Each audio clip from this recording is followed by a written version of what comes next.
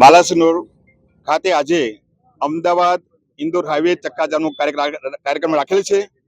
અહીંયા જમિયતપુરા dumping site છે તેના વિરોધમાં અહીંયા ડમ્પિંગ સાઇટ છે તેને સરકારશ્રીએ અહીંયાથી હટાવીને ડમ્પિંગ રાક્ષસને અહીંયાથી હટાવીને બાલાસિનોરની જનતાને બચાવવા માટે અહીંયા સર્વપક્ષીય બધા જ બાલાસિનોરના નાગરિકો, યુવાનો અને ખેડૂતો બધા મળ્યા છે। એટલે રજૂઆત માટે અમે રજૂઆત કરી છે અને આજે અહીંયા કાર્યક્રમ રાખેલ છે।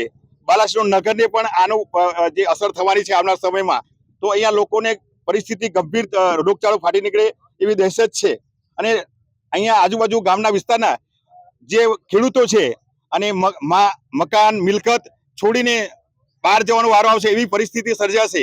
એટલે સરકારશ્રી મારી નમ્ર વિનંતી છે કે આ ડમ્પિંગ સાઇટને હટાવીને અહીંયા બાલાસિનોર જનતાનું હિત ઈચ્છે એવું અમે વિનંતી કરીએ છીએ સરકારશ્રીને। અત્યારે બિલકુલ ખેતી બંજર થઈ જશે અને ત્યાંના રોગચાળો ફાટી નીકળશે અને અહીંયાથી નીકળતા દુર્ગંધ બી એટલી આવે છે અને ચોમાસું આવી રહ્યું છે આવનાર સમયમાં, તો ત્યાંથી લાલ પાણી બી આવે છે। તો નજીકના આજુબાજુના કુવામાં અને બાલાસિનોર ત્યાંથી નગર ફક્ત 2 કિલોમીટર છે। ત્યાં નગરના જે બોર કુવા છે અને દરેક જગ્યાએ પાણી આવશે એને લીધે રોગચાળો ફાટી નીકળશે અને અગાઉ પણ કમળો આ દરેક રોગચાળો ફાટી નીકળ્યો બજારમાં આના લીધે। શું નામ આપનું? વિરેન્દ્રસિંહ ચૌહાણ। બાલાસિનોર તાલુકામાં આવેલ જમિયતપુરા સાઇટ પર ડમ્પિંગ ઝેરી કેમિકલ જે 2016-17 થી કાર્યરત છે। અમે વારંવાર રજૂઆત કરવા છતાં પણ આ સરકાર કેમ આ બંધનો ઓર્ડર આપતી નથી। ભૂતકાળમાં અમે આમરણ ઉપવાસ કર્યા, ધરણા કર્યા, લિખિતમાં રજૂઆતો કરી, ધારાસભ્ય શ્રી દ્વારા વિધાનસભામાં રજૂઆત કરી, પણ આ ડમ્પિંગ સાઇટ કાર્યરત છે।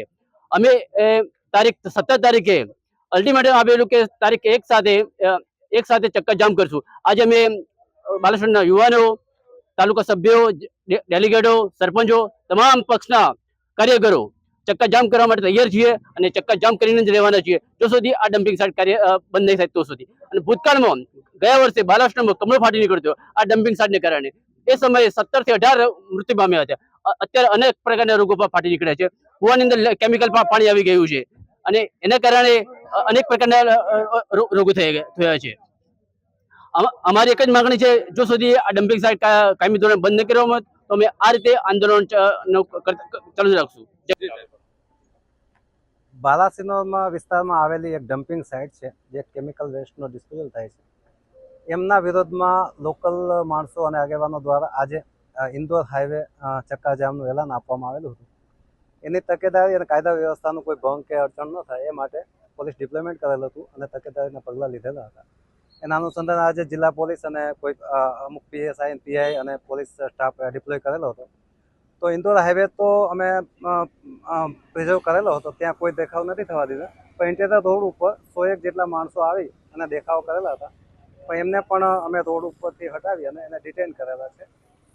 આ બાબતે જે ડમ્પિંગ સાઇટ છે એના કોઈ સેમ્પલ પણ લીધેલા છે કમિટીએ અને GPCB બોર્ડ છે એમને પણ જે આ બાબતે કાર્યવાહી કરેલ છે અને કોઈ કોર્ટ મેટર પણ થયેલી છે અને સરકાર ગંભીરતાથી વિચારી રહી છે કે આ જે કોઈ પ્રશ્ન ન થાય અને શાંતિથી આ ડિસ્પોઝલ થાય, કોઈને નુકસાન ન થાય એ રીતે।